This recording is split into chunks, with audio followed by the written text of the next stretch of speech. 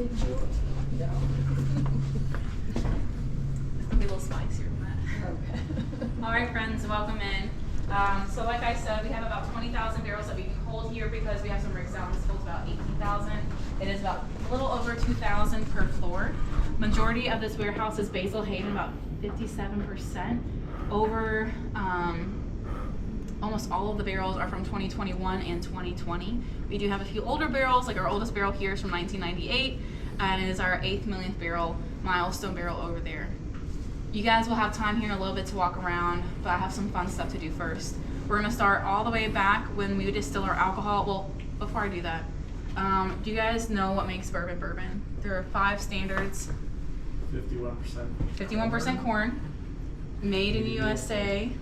In American barrels? Well, not American barrels, but it's the first use of the barrel. Oh, yes. When we distill our white dog, it cannot be any higher than 160 proof. When you get to 190, that's vodka. So 160 or less, but to get that white dog into the barrel, it has to be 125 proof. So the highest proof that white dog will go in is 125. When we bottle it, cannot be bottled any more or any lower than 80 proof. So the lowest proof of bourbon is 80 proof, and bourbon in general has no additives. Hello friends, welcome in. We haven't done anything fun just yet, just me talking.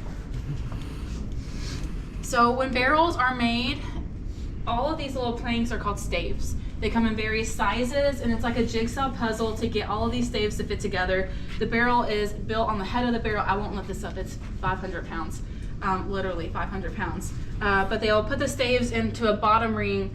They'll steam those staves, use a chain to pull them into the next ring. They'll place the other rings on the barrel, and then there's one special specific stave, and that is the stave with the bung in it. The bung is how we dump the bourbon out of the barrel, but also how we put the white dog into the barrel. I know, it gets even better though, because the way we get our bung out is with our bung knocker.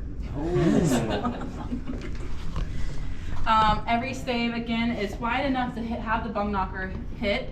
We're not going to wine bottle the bung out, we're hitting it. Do I have anyone feeling froggy today? No, okay, so before you do this, there's no pressure. If you knock the bung into the barrel, we'll never get it out. Okay. No pressure. No pressure. So there's more space here. I recommend trying from this side. You're gonna hit as hard as you can. It's gonna pop it. So if you have sensitive ears, go ahead. And I just hit beside it? Yeah. Okay. And what's the... You can hit literally anything. As hard as I can? Bung, except for the bung, yeah. Hard as I can. It's hard as long as you have good aim. We'll see. And it comes out of the bone. Ooh. A+. We're rolling. Tradesman. Okay, before I get to the fun stuff, we're gonna reverse. This is alcohol that goes into the barrel before the aging process. Today it is Knob Creek distillate, so it's not yet been put into the barrel, and we distill Knob Creek at 130, so it's not yet been proofed down to 125 to go into the barrel. If you are interested in feeling froggy, you guys can try it. I saw that. That hand shot out right away. Sorry. I feed the, I drink White Lightning at home, so it should be safe. Thank you. Thank you. Yeah. You know what's that? It's like that. All right, so if you've never had white dog before, this is like moonshine, and It's not Tonda kind White. of smell it first. Don't take You a like deep Tonda breath White? in. It's going to knock your breath away just a little bit. I don't think it's You're welcome. It's going to be sweet like the grains we use. It's about 70 to 80% corn. Is it the same? Is it because it's a rum? Oh, no, this is straight out of the still. You guys want one or just one? Okay. I gave you one. Thank you. Do you want one? Sure.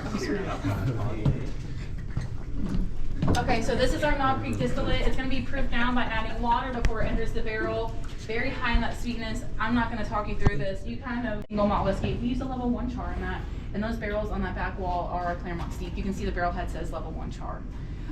So as the bourbon sits, it's going to get darker in color. This is a Jim Beam Black Label bourbon. Oh. So the money stamp is the prints on the front of the barrel. If you guys want to come around, you can look at it. Every barrel has this. This tells us what's in here, who made it, and then how long it's been here. So if it doesn't indicate anything else, it's always going to be Jim Beam. It's the James B. Beam Distillery. Our distillery number is 230. That's the license number that we have to make bourbon. It enters the barrel, like I said, 125. It entered the barrel. We're looking for this line here. So the first letter is always a C or a B. We distill here in Claremont or Boston, Kentucky. So C or B for where we distill. The next is a digit.